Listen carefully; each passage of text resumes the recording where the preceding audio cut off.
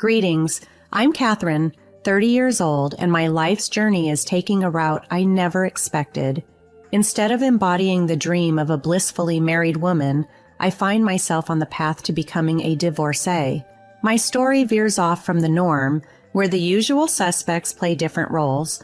Surprisingly, my soon-to-be ex-mother-in-law, a wonderful woman, emerged as a supportive figure in my life, contrary to the typical villain role often portrayed. The real challenge in my marriage wasn't her, but my husband, whom I'll refer to as Kevin. Our story began at a music festival, an unlikely place for a life-changing encounter. While I was enjoying the music with my friends, Kevin made his move and charmed his way into my life by asking for my number. Fast forward, and we decided to get married within just 7 months of dating. Yes, only 7 months. Looking back, I wish I had taken more time to question and be cautious. Love has a way of making you overlook the obvious signs, and I was no exception. The warning signs appeared early on. Just 3 months into our relationship, Kevin proposed. Not for marriage, but for us to live together. He suggested I abandon my apartment to be with him constantly, claiming he couldn't bear to be apart from me. Despite the red flags, including what seemed like love bombing, I agreed. Kevin's mother, Martha, was a gem. When I first met her, we instantly connected, which was a relief. Meeting a partner's mother can be daunting, but her warmth made it easy.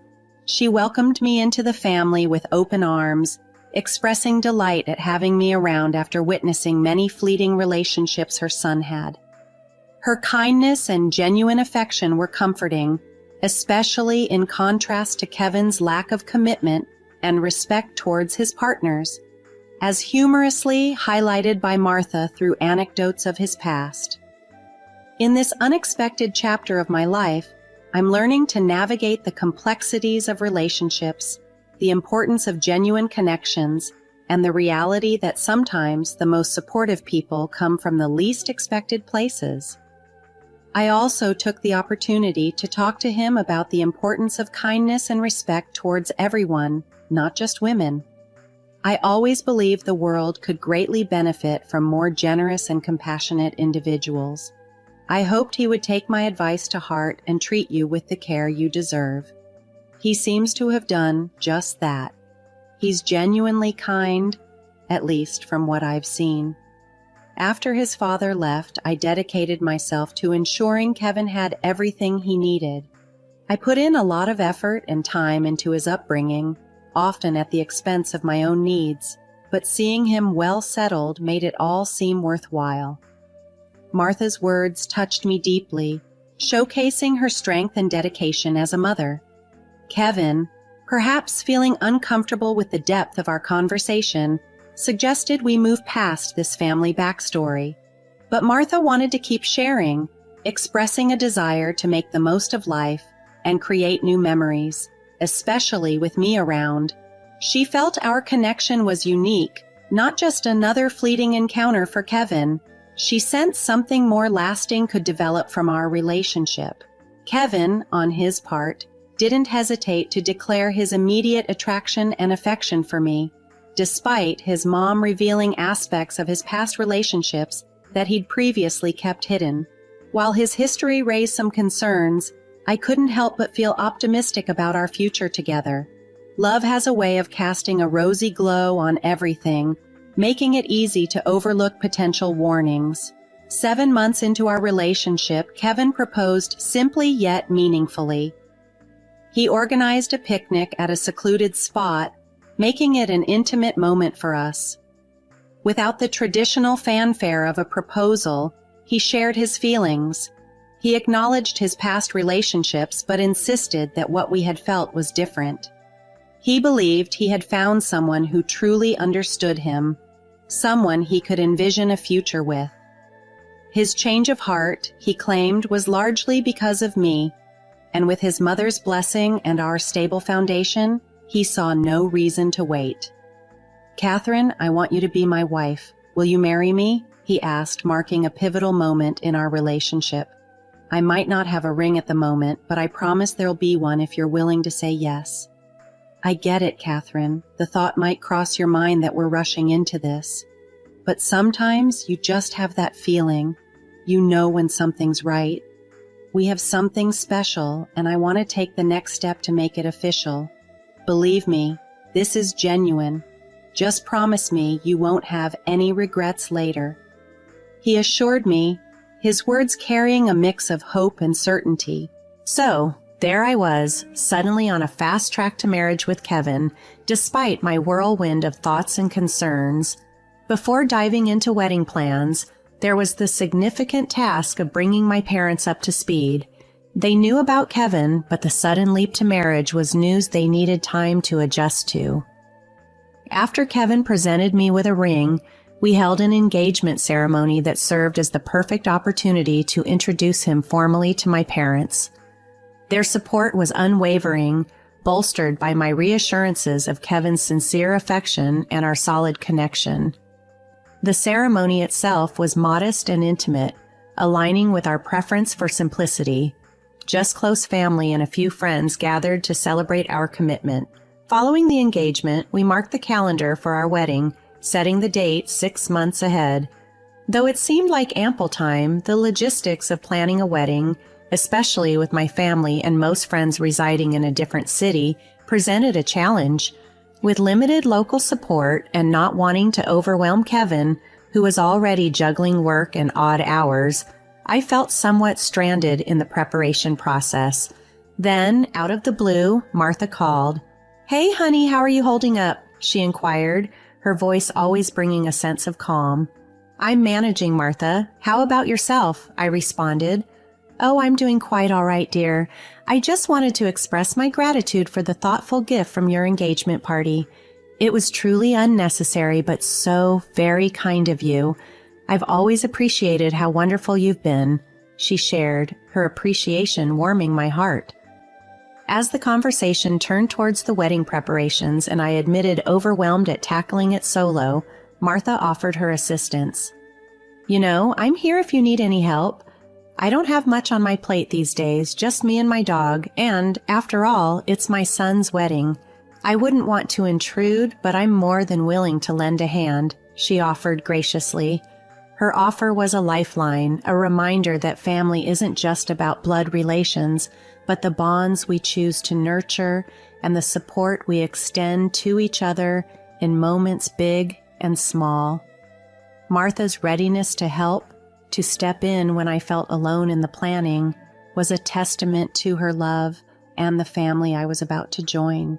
"But I genuinely want to help you in any way I can. Would that be okay?" she asked, her offer sounding like music to my ears. "Really? That would mean the world to me, Martha. I just hope it isn't too much trouble for you," I replied, overwhelmed by her willingness to assist. "Of course, I'm thrilled. My son is marrying someone as wonderful as you. I've been looking forward to being involved in the wedding planning," she exclaimed with genuine enthusiasm. "Then it's settled. Why don't you come over?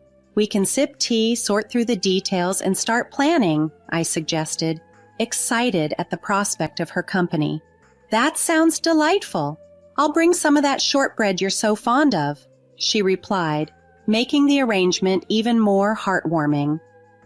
In the months that followed, Martha became my steadfast ally in navigating the maze of wedding preparations. While Kevin's availability fluctuated due to his commitments, Martha was a constant presence, offering her unwavering support. She accompanied me on every wedding-related errand, turning what could have been stressful outings into enjoyable experiences. When the time came to choose my wedding dress, after what seemed like endless fittings and selections, Martha was right there beside me. Her kindness didn't stop with moral support. To my utter astonishment, she offered to pay for the dress I had fallen in love with. Despite my protests that it was far too generous, she insisted, her gesture deeply moving me and further cementing the bond we'd developed. As the wedding day drew near, Martha and I shared a moment of reflection and connection. "You're the most beautiful bride," she said, her eyes sparkling with emotion. Your presence has changed everything for me. You're like the mother I never expected to find here, and I can't thank you enough for everything," I shared, expressing my deep affection and gratitude for her. At that moment, Martha handed me a small box, a gesture that caught me by surprise. "I want you to have this. It's a necklace, a family heirloom. Now that you're officially joining our family, it's yours," she explained. The necklace was stunning, perfectly complementing my dress. With her help, I put it on, feeling even more connected to the family I was about to officially join. Walking down the aisle, I reflected on the journey that brought me to this moment.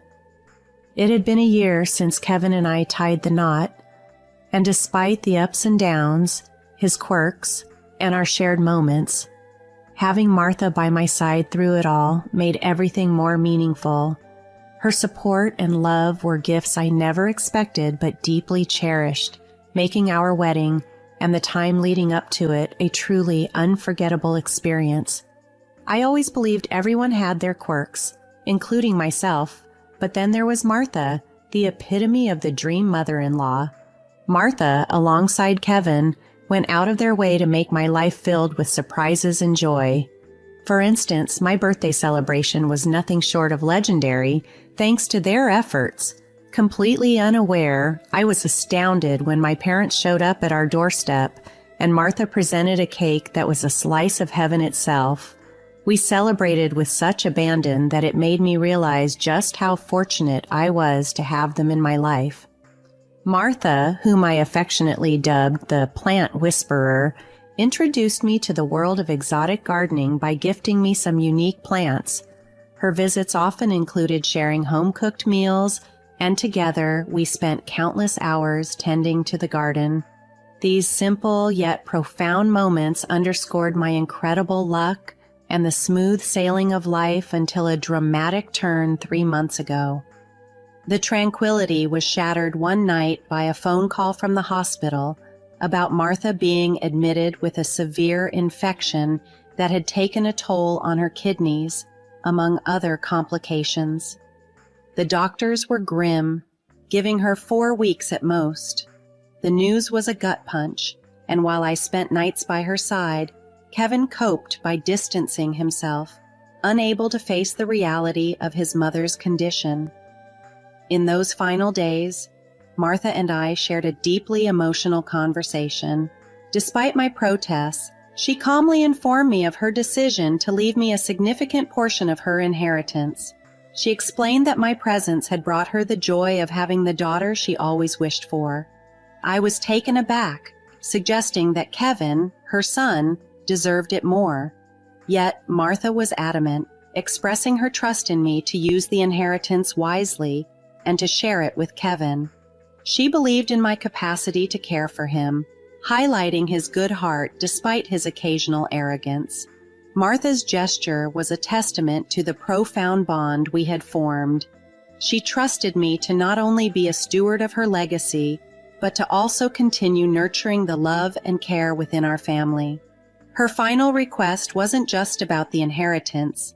It was a plea to ensure her son's well-being and happiness. Promising to honor her wishes, I was reminded of the extraordinary woman Martha was and the indelible mark she left on our lives. Feeling the weight of Martha's final wishes, I was deeply moved when she asked me to scatter her ashes in her beloved backyard, a task she entrusted to Kevin and me, with the specifics laid out in her will. Her lawyer, appointed as the executor, would provide all the necessary details. As we said our goodbyes, she whispered her love, a moment of profound connection and sorrow. I chose not to burden Kevin with discussions of inheritance during such a painful time, a decision I thought wise, not realizing the tumultuous period that lay ahead. The dreaded phone call came one evening confirming Martha's passing. With a heavy heart and tears obscuring my vision, I hurried to the hospital, only to find Kevin conspicuously absent during his scheduled time to be with Martha. The realization that she departed this world alone, without the comfort of her son's presence, was a harrowing thought. Upon contacting Kevin, he mentioned being delayed due to an unspecified important matter, arriving only 3 hours later. His reaction was not of visible grief, but rather a shock, a detachment that puzzled me. Back home, amidst the silence that followed our return, I attempted to reach out to Kevin, expressing my readiness to support him through his grief. However, instead of finding solace in our conversation, I was met with a shocking revelation. Kevin bluntly stated it was time for me to leave, revealing that my belongings were already packed. He admitted to missing Martha's final moments because he was preoccupied with this task. His coldness escalated as he disclosed his ulterior motive for our marriage, to fulfill a desire of Martha's, eyeing the inheritance he expected to receive. His confession laid bare a reality I couldn't fathom. Our marriage was a facade on his part, a means to an end. Kevin's words, claiming our relationship was never real from his perspective, left me reeling. I questioned the sincerity of his actions, incredulous at the timing and insensitivity of his admission, especially so soon after his mother's passing. The notion that our marriage was merely a strategic move to spite Martha and secure an inheritance was a betrayal I couldn't comprehend. In the aftermath of such a revelation, the sanctity of our vows and the memory of Martha were tainted, leaving me to grapple with the aftermath of a relationship built on deceit. I devoted everything to you, loved you wholeheartedly, and supported you in every way possible. To discover now that your affection was merely a charade for financial gain is beyond disheartening. If Martha had lived another 4 years, would you have continued this deception? The very thought disgusts me. I should have seen the signs earlier, but I chose to overlook them, blinded by love. No kidding, I've never truly been inclined towards settling down. All those stories my mom shared about me, yes, they were accurate, but I had to put on an act, be the good son to secure my inheritance, necessitating a partner swiftly. Now, with the money soon in my grasp, the possibilities seem endless. As for you, it seems I no longer have a use for your presence. Sarcastically, you might think Martha would be proud, but here's the twist. Just days before her passing, Martha confided in me, leaving her entire fortune not to you but to me. Your disbelief is palpable, clinging to the notion that as her golden child, she would never disinherit you. Yet, in due time, the truth will unveil itself through her lawyer, a truth you've been unaware of since you were absent, possibly celebrating prematurely while I remained by Martha's side. Your sudden shift in tone, suggesting a joke gone awry, and proposing to share the inheritance is as transparent as it is desperate. Do you really think me naive enough to fall for such a ploy? Your immaturity and deceit are astounding. I need time alone to process this loss and honor Martha's memory without your manipulative interference. Thus, I took my leave, seeking solace and clarity in the solitude of a hotel room, pondering over the whirlwind of emotions and the fallout of my actions. As I distanced myself, Kevin oscillated between anger and pleas for forgiveness, attempting to retract his earlier claims. Yet the damage was done, leaving me to navigate a tumult of feelings alone, questioning the foundation of our relationship and the integrity of the vows we once shared. That night marked a turning point, extinguishing something within me. I never anticipated such selfishness. Celebrating a mother's passing for financial gain was beyond my comprehension. Kevin's actions confirmed the unsettling truth about greed that lurks in some people. The realization that our marriage was merely a transaction for him, a means to secure wealth, left me shattered. My whole world flipped upside down in the span of those few dark hours. Then an unexpected call from Kevin broke the silence, but not in the manner I had braced for. Instead of the usual cycle of anger and apologies, his tone bore a resignation I hadn't heard before. He suggested, rather coldly, that I should take care of his mother's funeral arrangements, including the cremation and the spreading of her ashes in her cherished garden. His detachment from even this final act of sonship, refusing to partake in his own mother's funeral, plunged my respect for him to new depths. It became clear, not only had Martha left her fortune to me, but her property as well, leaving Kevin feeling defeated and outcast. With Kevin absent, the funeral was a quiet affair, attended by only a few. The solemn task of receiving Martha's ashes felt monumental, a tangible reminder of the profound connection we had shared. I took her ashes to her home, to the garden that had been her sanctuary. There, amidst the beauty and tranquility she had cultivated, I offered a silent prayer and released her ashes into the earth, a heartfelt goodbye to a woman who had shown me unwavering kindness and love. Before scattering Martha's ashes, I reached out to Kevin one last time, hoping, perhaps foolishly, that he might express a desire to be a part of this final tribute. His refusal reaffirmed his complete withdrawal into selfishness. Martha's legacy to me was not just her considerable wealth, nearly $2 million, but also her home, which now serves as a living memory of her presence. In moving forward, I initiated divorce proceedings against Kevin, a decision that has proven to be profoundly liberating. Watching Kevin grapple with the consequences of his actions and the loss of everything he took for granted has been an ironic twist of fate. His regrets and the disintegration of his grand plans serve as a stark reminder of the truths he chose to ignore, the value of genuine relationships and the inevitable reckoning that follows disdain and greed.